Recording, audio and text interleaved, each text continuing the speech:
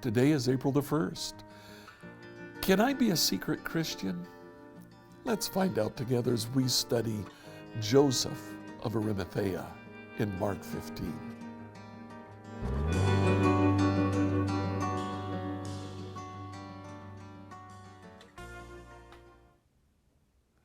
So Jesus has died on the cross. And in Mark chapter 15, verse 42, this all happened on Friday, the day of preparation, the day before the Sabbath, and the day before the Passover.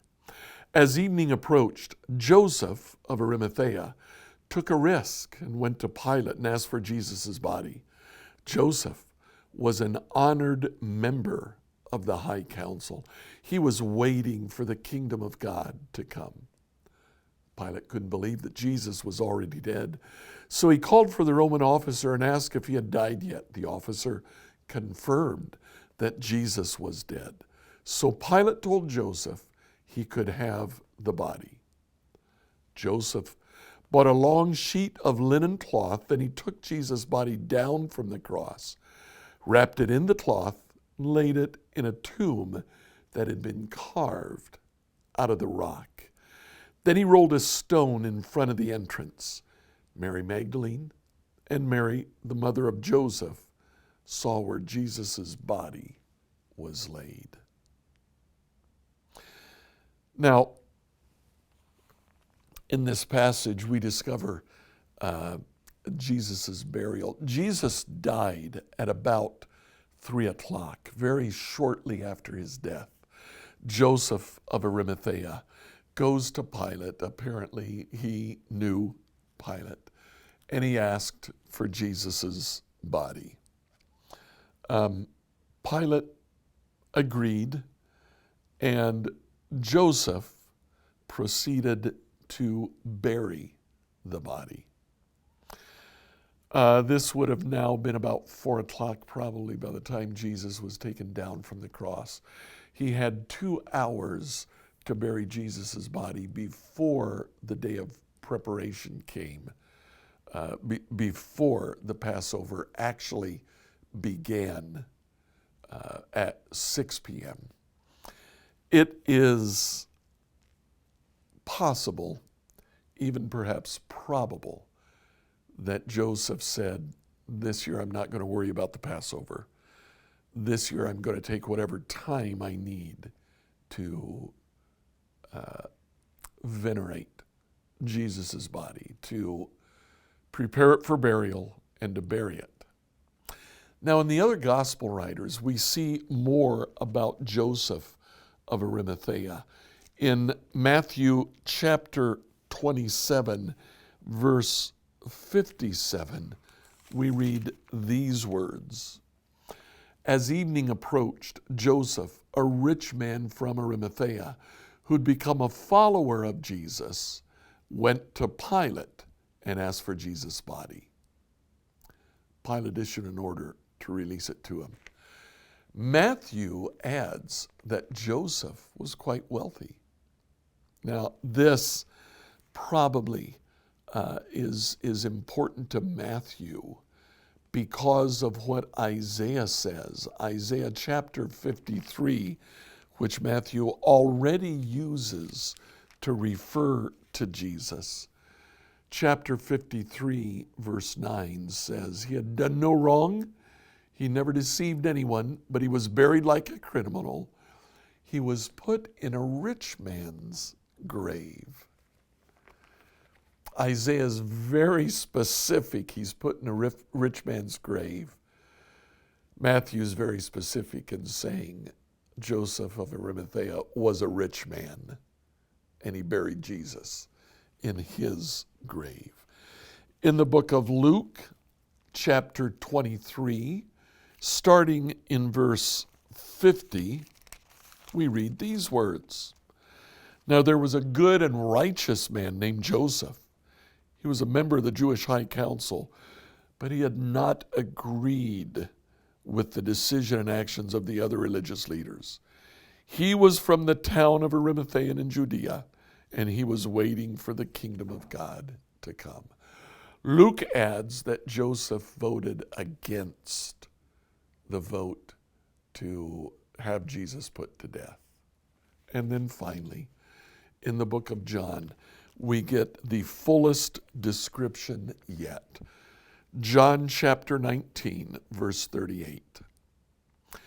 Afterward, Joseph of Arimathea, who had been a secret disciple of Jesus because he feared the Jewish leaders, asked Pilate for permission to take Jesus' body.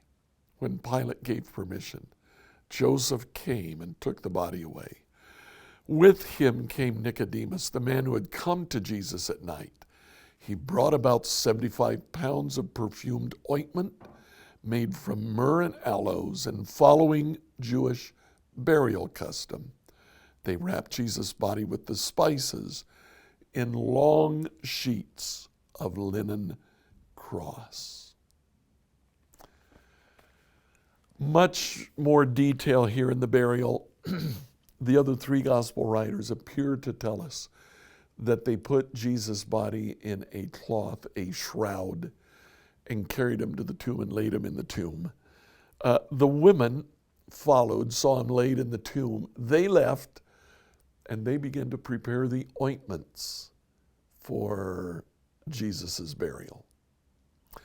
However, it appears that Joseph, now accompanied with Nicodemus, return with ointments, about 75 pounds worth. And they wrapped and anointed Jesus' body for burial. The women didn't know that. They come back on Sunday morning ready to anoint and embalm Jesus' body with the ointments. They didn't know that it had already been done. So we started with a question: can I be a secret disciple? The bottom line is no. You can try, but the truth will always come out. It came out in the life of Joseph of Arimathea, who John very specifically says wanted to be a secret follower of Jesus because he had a prestigious position among the Jews, and he wanted to keep that position. He feared the Jewish leaders, and so he kept following Jesus a secret. But at the end of Jesus' life, the secret came out. It came out first when the rest of the Sanhedrin said he should be killed.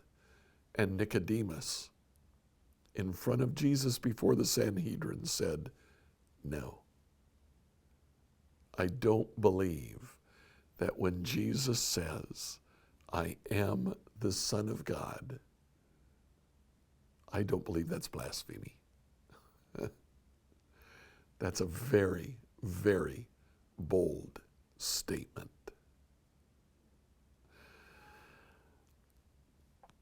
Then Joseph went to Pilate and clearly identified himself as a follower of Jesus by asking for Jesus' body. And then he buried Jesus in his own tomb as if Jesus were a family member. You can try to be a secret disciple, but there will come a time when the secret comes out.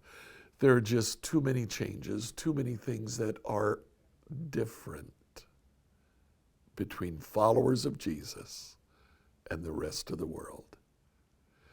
Can you be a secret disciple? You can try, but you'll never succeed.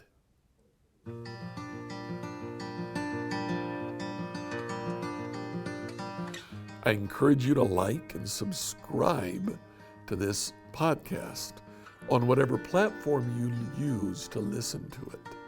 If you have questions for us, email us at questions@becomehope.com. Tomorrow, we'll ask the question, did Jesus really rise from the dead?